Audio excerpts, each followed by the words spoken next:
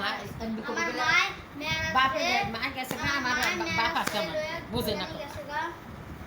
আমার মা মেয়ের ছেলে বুঝে গেছে গা আপনারা যদি লাইক শেয়ার করেন তাহলে আমার মার সন্তানকে আমি পাবো আর আমার আব্বু কোনো কারণ নাই আমার আব্বু কই জানি গেছে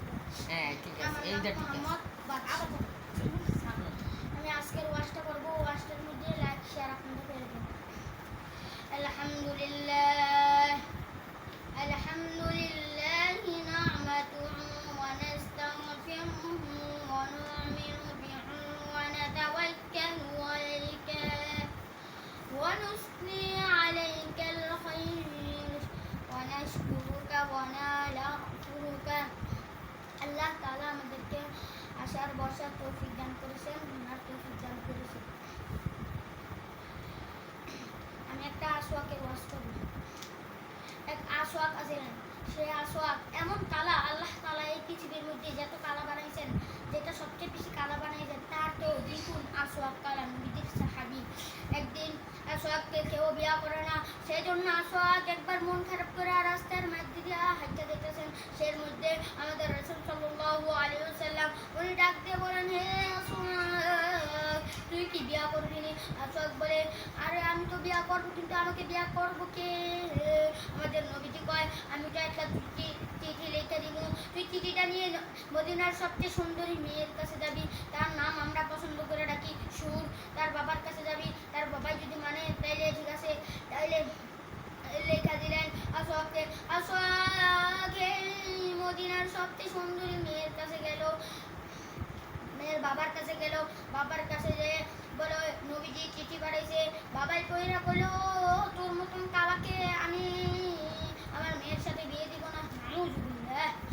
বিয়ে দিব না তারপরে নবীজি আসওয়াক বললেন হে তুই তো একটা কাফেরের মতন তারপরে মন খারাপ করে হাঁটতে দিতেছেন এরকম থাকতে ওই যে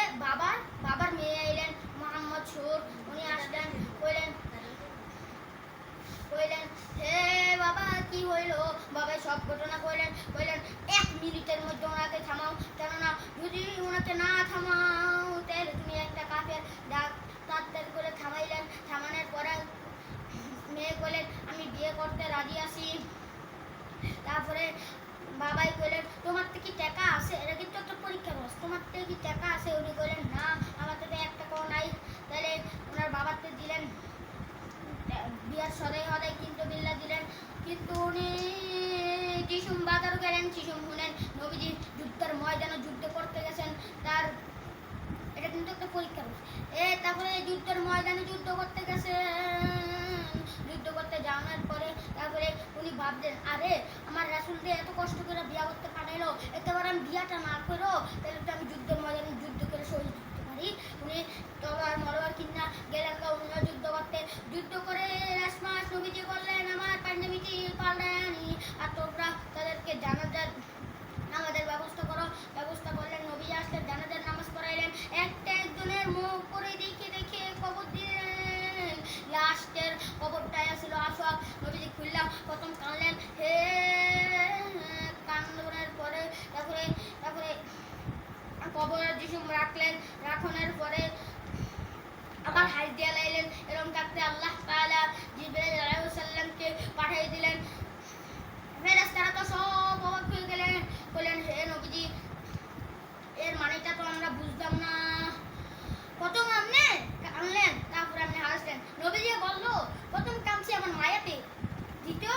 কান্দিলেন হাসছি কিন্তু আমার আল্লাহ তাআলা জিবরাইল আলাইহিস সালামকে কানে দিয়া পাঠিয়ে দিয়েছেন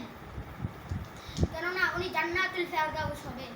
সেই জন্য এই কবরটা পেয়ে যিশু কবরটা রাখলেন যিশু এই কবরটা নূরের ঝলক পলকে জান্নাতুল ফেরদাউসে গেল গা কবরটা ঢাকনার পরে ফেরেশতারা অবাক হয়ে গেলেন আর এখানে ইসরাইল তারা ফিলিস্তিন তারা যুদ্ধ লাগছে আকসারে আসসালামু আলাইকুম ওয়া রাহমাতুল্লাহি ওয়া বারাকাতুহু কোনটা দিয়া কোনটা দিয়া দেয়